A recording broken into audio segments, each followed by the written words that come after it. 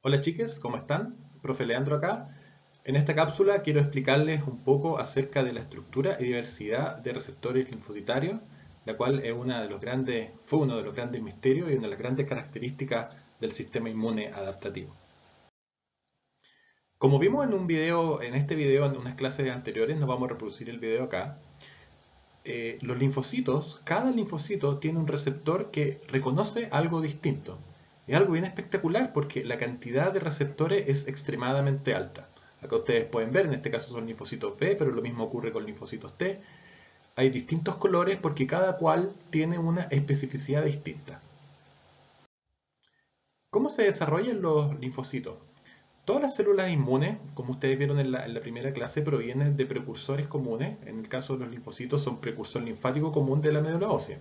En el caso de los linfocitos B, estos siguen su desarrollo en la médula ósea, luego de madurar y completar la expresión de las cadenas de su receptor PCR, van a migrar hacia órganos linfáticos, linfoides periféricos, perdón, que son los órganos linfoides secundarios, como los ganglios linfáticos, el vaso y tejidos de mucosas y cutáneos.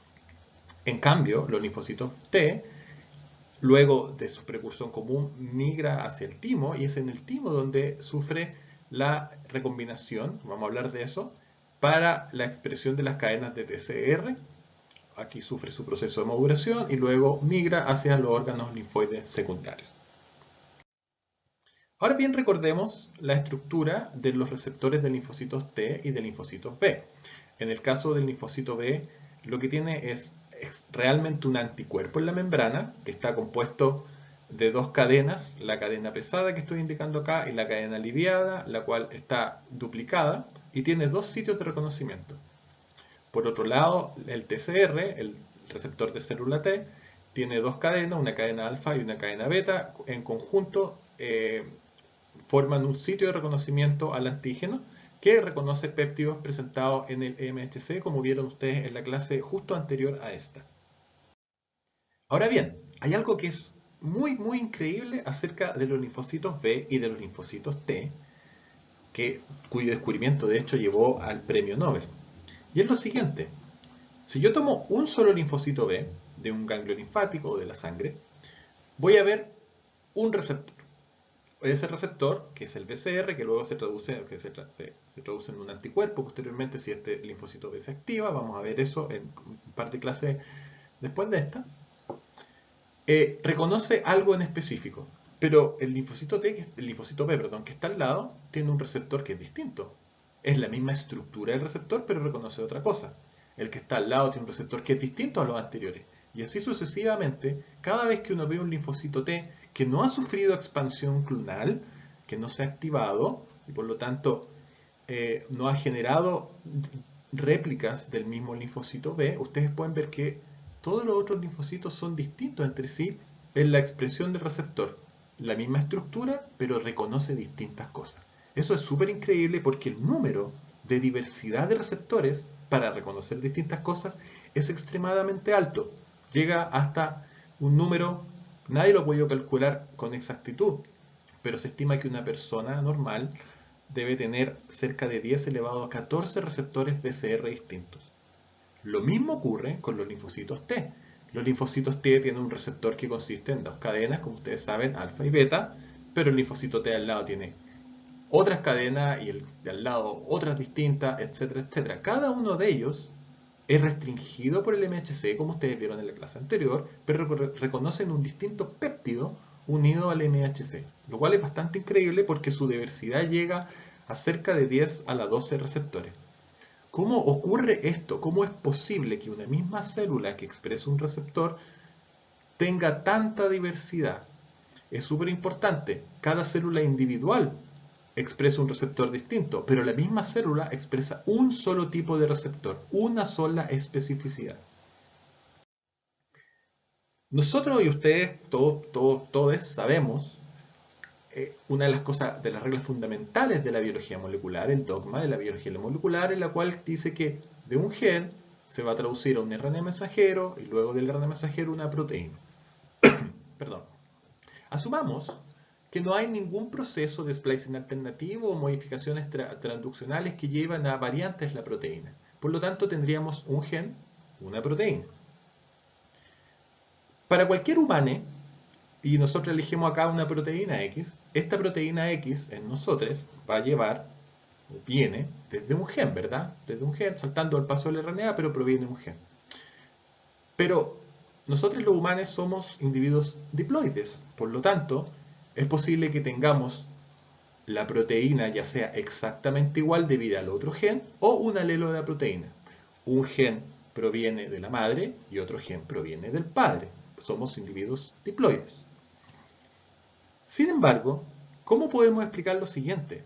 Fíjense, tenemos 10 a la 12 receptores distintos de TCR, es decir, este número es un número que ni siquiera yo sé cómo se dice. Muchísimos. ¿Cómo es posible que esto venga solamente de 2 genes? Además de eso, fíjese lo siguiente, en el caso anterior, una misma célula puede tener las dos proteínas de los dos genes al mismo tiempo, que puede ser exactamente igual si los genes son iguales, o puede ser un alelo de proteínas si el gen tiene alguna diferencia, ¿verdad? Sin embargo, acá, a pesar de que los linfocitos T entre sí expresan distintos receptores, lo mismo que los B, los linfocitos expresan un solo receptor. Y eso es debido a que uno de los dos genes, ya sea el paterno o el materno, se inactiva en el desarrollo. Esto es totalmente al azar, cualquiera sea de los dos. ¿Cómo es posible que de un solo gen tengamos una diversidad tan grande? Quiere decir que cada linfocito casi tenga un gen distinto, lo cual es bastante imposible. Y bueno, les voy a dar la respuesta. Este proceso es exactamente igual para linfocitos T y para linfocitos B. Las cadenas, que es una cadena alfa y una cadena beta, están codificadas en ciertos genes. El del desarrollo de los linfocitos T proviene desde el timo, y acá es donde empieza la expresión de sus genes con distintas especificidades, y luego hay células que seleccionan este comportamiento para evitar tener especificidades que reconozcan tejidos propios. Ustedes pueden ver cómo partimos con muchas células en el timo y luego hay muy poquitas que son las que finalmente llegan. Pero este proceso ocurre obviamente continuamente, lo que lleva un repertorio bastante amplio. Si este es el gen, perdón, si esta es la proteína, una cadena alfa, una cadena beta, resulta que un TCR tiene una región variable. Quiere decir que en un linfocito T particular reconoce una cosa, en el otro reconoce otra cosa, porque esto varía. ¿Pero cómo varía? Y la respuesta es que el gen en la línea somática tiene distintas cajitas que componen el gen completo, que están duplicadas y separadas. Por lo tanto, una célula que no es un linfocito T, en este caso, no es posible que exprese esto, porque necesita solamente una región B alfa, solamente una región J alfa y una región constante, que esta parte no varía. Lo que ocurre es que en cada linfocito en el desarrollo al azar se recombina una de estas cajitas con una de estas cajitas y con esto. Por ejemplo, en este caso, lo vamos a ver un poco después, vamos a ver cuáles son las específicas. Para la cadena beta ocurre exactamente lo mismo, pero la diferencia es que una cajita B beta, una cajita D beta, una cajita J. Y hay dos posibilidades de cadenas constantes. Esto ocurre al azar. En este caso, por ejemplo, fue B alfa 5 con J alfa 2, pero puede haber sido B alfa 14 con J alfa 3. Y en la cadena beta también ocurre al azar. En este caso, aquí está ya la cadena recombinada que me va a dar producto un TCR. En la cadena beta ocurre también al azar y me da ese origen. Como son muchas combinaciones y este proceso ocurre al azar, voy a tener una diversidad enorme. Si yo tomo la cantidad de segmentos distintos B alfa, J alfa, B beta, J beta, D beta, y tomo toda esta, digamos, hago una combinatoria, me da que puedo tener una combinación de aproximadamente 10 a la 15 TCR distintos. ¿Okay? Ahora, muy bien, como esto es al azar, yo puedo generar células que reconozcan lo propio, que reconozcan antígenos propios. Tengo que eliminar eso. Y es que cada vez que las células T recombinan su TCR, van a un proceso de selección tímica en el cual células presentan en su MHC péptidos propios. Si un linfocito T recién desarrollado no reconoce nada, quiere decir que no reconoce ni siquiera el MHC. Por lo tanto, aunque yo le cambie esto por un péptido que provenga de algún patógeno, esto no me va a servir, por lo tanto mueren por defecto, por apoptosis. Si reconoce con muy alta afinidad, reconoce como si se estuviera pegando con la gotita, quiere decir que reconoce el péptido propio, por lo tanto esto me va a generar autoinmunidad y tampoco me sirve, se elimina.